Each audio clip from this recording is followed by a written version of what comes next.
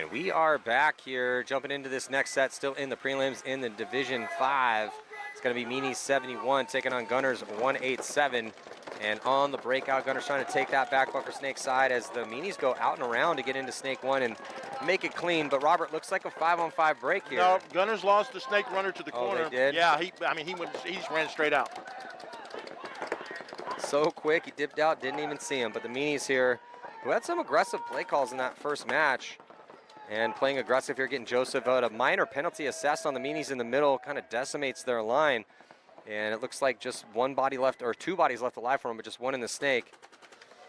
But unfortunately for the Gunners, they have no idea that Joseph is still alive over here. He makes his presence felt. He's going to get a quick little 2-pack to close, and going to make this one pretty easy here for the Meanies. Yeah, he wound up with, I think he wound up with 3 kills that time, but he took a hammer to him. He is in the right place at the right time. A lot of these D5 guys, especially guys in snake, are having their teammates die behind them, and they're not realizing it. They're not looking backwards. They're only tunnel focused forward. Yeah, just can't repeat it enough, especially for divisional players, because the pros already know it. Head on a swivel. Whoever processes, it's like General Mattis, famous general in the Army, said the most important place on the battlefield is the 6 inches between your ears. So if you can keep your head on a swivel, acquire information faster than your enemy, well, you're probably going to prevail. And that's exactly what Joseph just did out there. Now I'll get one and the current game going on right now. Gunners 187, 2-1, same thing going on. Double homicide, Houston Zone in their bracket. Team Blank and Shut Up We're Trying in their bracket. And oh, I'm going to get to see Team Blank come play over here. That's going to be awesome.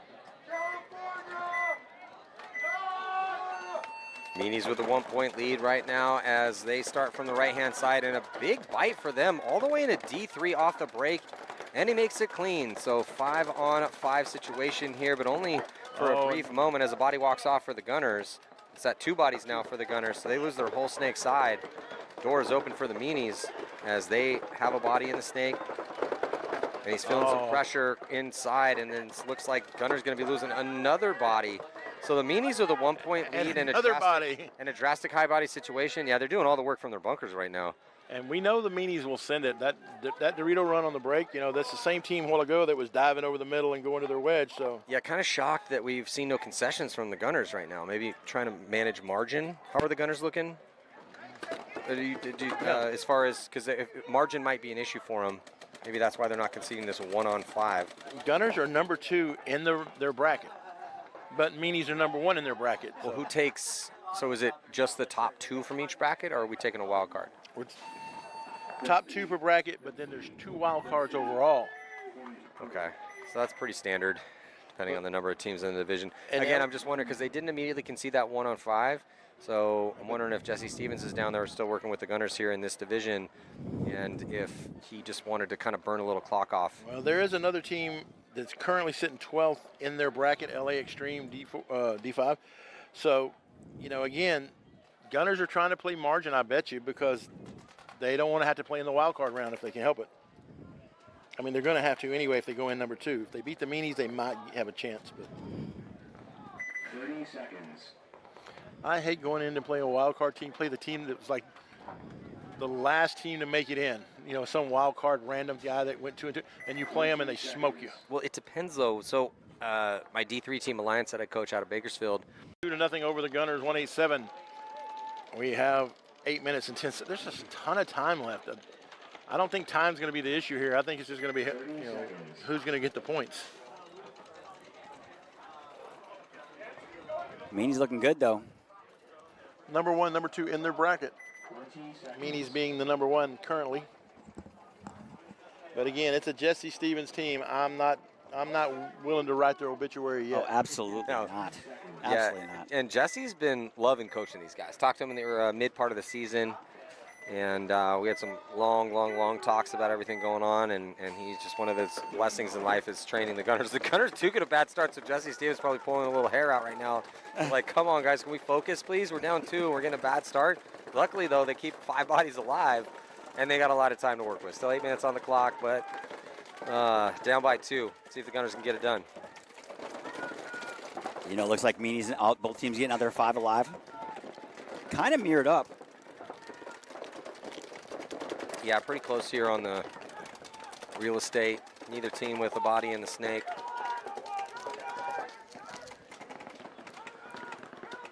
I think the Gunners just being extra careful, keep those bodies alive. Sometimes when you get a little bit of rough start to a game, if you're a leader on a team, you're like, hey, we're getting 5 bodies out alive. We're only taking 1 little risk, and I need you to stay alive for a minute. Can you do that for me? Yes, please. And it kind of looks like this when that is said. Yep. But the Meanies losing one of their bodies in that Dorito side, Matt. Yeah, but this is good for the Gunners, right? Yes. So get your bodies alive. Let's win a gunfight. Let's go up a body. Pick on Okay, people. now we clock in and go to work. Pick on people. Pick on the same guy together. Gunners repositioning, getting out of that bunker of death. The Titans legal white stand-up, tower in the middle. They got both wedges here for the Gunners. Also D3, and now finally going to dive into the snake, which is the crucial spot.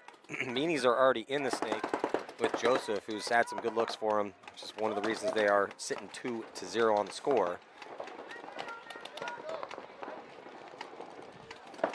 So another drawn-out point. I mean, these are long points. 2-0 game, but, you know, Gunners have got to not rush it, obviously, because they're only down by 2. But sense of urgency a little bit at least. Yeah, they still have some time to work with, though, Chris. You know, we're sitting at 6:17, so Gunners don't really need to push the issue quite yet. But they do get out to that snake corner, which is going to get some overwatch.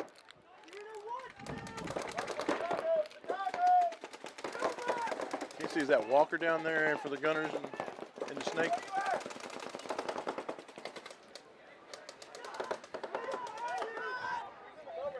Yeah, and the Meanies are in an excellent situation to just try to burn clock. They've taken aggressive positions. Snake 3 now going to crawl up into the 50-yard line with Joseph looking real good. Does have to worry about a couple bodies cross field, but he's blocked out from D4 from this position. If he leans all the way out or steps all the way up, he's going to have a shot on that wedge. That wedge is tucked in decently, though. But with the D2 position and now making moves in the middle, Joseph has overwatch. The Meanies are absolutely in a good spot to just burn some of this clock off. If this was impact or Tampa Bay damage, Joseph's not going anywhere and he's not engaging. None of these guys are doing anything, and they're just going to zone up crossfield. Oh, but they lose 2 bodies, though, so big mistakes here for the Meanies.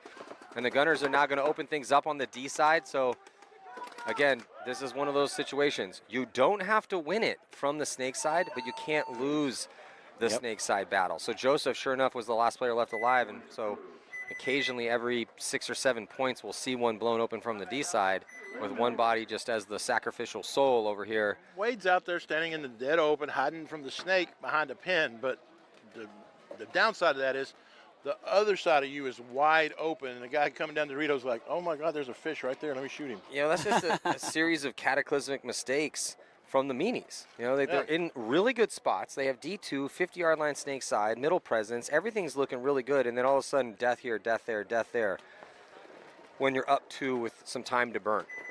Everybody gets greedy at this level. They start winning, you know, they're up 2-0, 3-0, and they're like, I want that mercy. I want to, you know, I'm a bad guy. I want a mercy.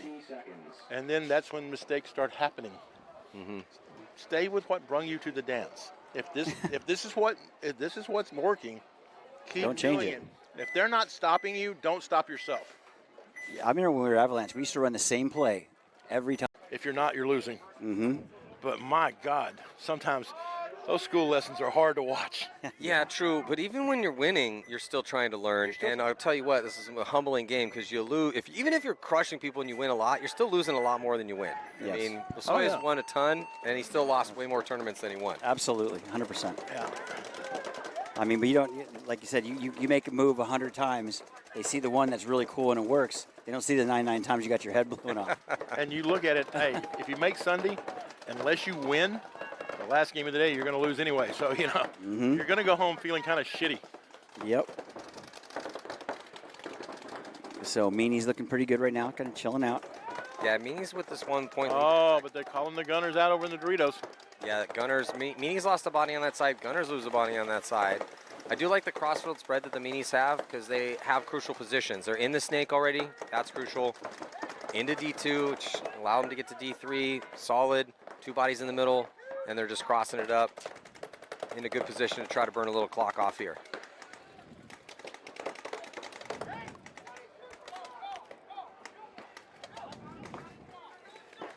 So a little low, down to 4 minutes in the game. Gunners only down by 1 point, so definitely doable. Well, the Gunners still have a chance, but they don't have any of the key positions. They don't have anyone wide on the D side. There's no one in the snake. They're tucked in the pocket. Not ideal here. So they either need to concede this, or they need to start making some proactive moves. Well, they did get over to the snake corner, so at least they got a little bit of overwatch on that, but there's nobody to watch over.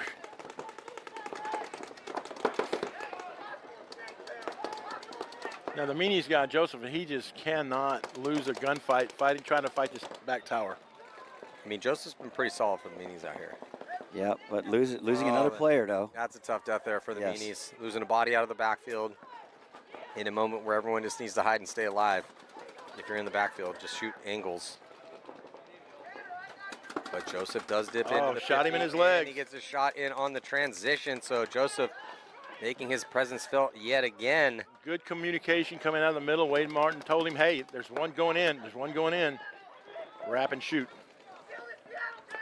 Yeah, that's why I love watching these, D5, D4, because you start learning some of these guys' names in certain areas where you're like, okay, this dude's going to be playing D2 in a year or two.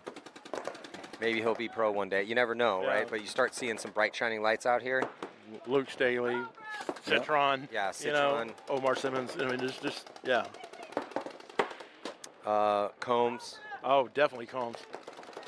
But Combs was telling us earlier he played with NRG Elite. Yep, he did. But he said he'd rather go play with his friends, and and even if he has to pay for it all and all that, he'd rather play with his friends. He has a lot more fun. Yep. Understandably. Ooh, but Joseph losing a gunfight, so door opening slightly right now for the Gunners, but they're going to lose their center players, so this is just trading bodies back and forth. But Wade Martin gets shot out. They trades with. so it's at least a one-on-one here. Meanies still have a body on that D side. He's got the side all to himself. Gunners have cleared out the snake side. Gunners don't know where he's at. Don't shoot your gun, Meanies. Now he figured it out.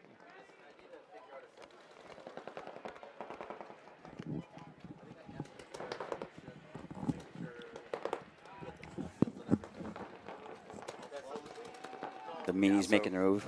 This is still pretty solid here. So the Meanies are on their side. They're up a point. It's a one-on-one. So he's closer to the buzzer than the Gunners are. So everything is boding very well for the Meanies. Now, the one thing with the Gunners is that he controls the snake side. But he's also getting closer to that buzzer, and looks. Yeah, so Walker's going to launch. He keeps his head on a swivel. He's going to totally commit. And Walker is going to steal this point, being more proactive, going to tie this one up with 1 minute and 5 seconds left to go. So everything was looking good for the Meanies. They had position. They have a lead. They're burning clock. But a couple deaths here or there, and that was the difference maker. And then Walker really read the moment perfectly. And Texas they just Meanie 71, yeah. Yeah, and the Meanies just And played that one too slow over there. And this is what aggravates me almost more than anything. What is the purpose of this game? And everybody's like, oh, I got to go shoot. No, your job is to hit that buzzer clean and get the point. They give you a gun to clean out the way, but if you have a chance to go hit the buzzer, why are you trying to gunfight the last mofo? Do that. Do that. No, Walker played outstanding, Yeah. absolutely. But for the Meanies, he's standing over, he runs to the corner, he stands up, he's looking back, and he's like, where's he at? You saw him running, launch. 20 seconds. I know it sounds harsh, I'm sorry. And 20 seconds ago. No fear of them falling off, so. Meanie's going to go for the win here. I mean, Gunners are. I can see Jesse. Oh, here they come. Here comes the move.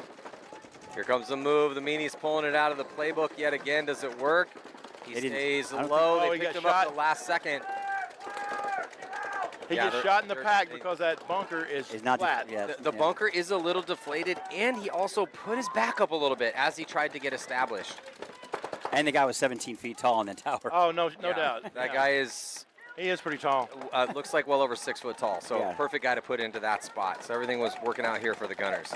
34 good seconds. call, I Chris. still think we're going to see a tie though. Good call, Chris. Chris thought they were gonna try to punch their ticket. Yep. Yeah, the Meanies are really the only team. That play is good. That play works way more often than it doesn't. But I still think we're going to see a tie here. Just 20 seconds left to go. Yeah. No one looking like they want to make a move, and I think everyone's just going to be content to take a tie, which isn't going to change anything necessarily in this bracket. No, right? not at all. Yeah, so that Jet- makes sense. And Jesse would know that too. I mean, obviously, he's a statistician. He just doesn't want to. He doesn't want to lose this game. And that's going to do it for a tie right now between Gunners 187 and Meanies.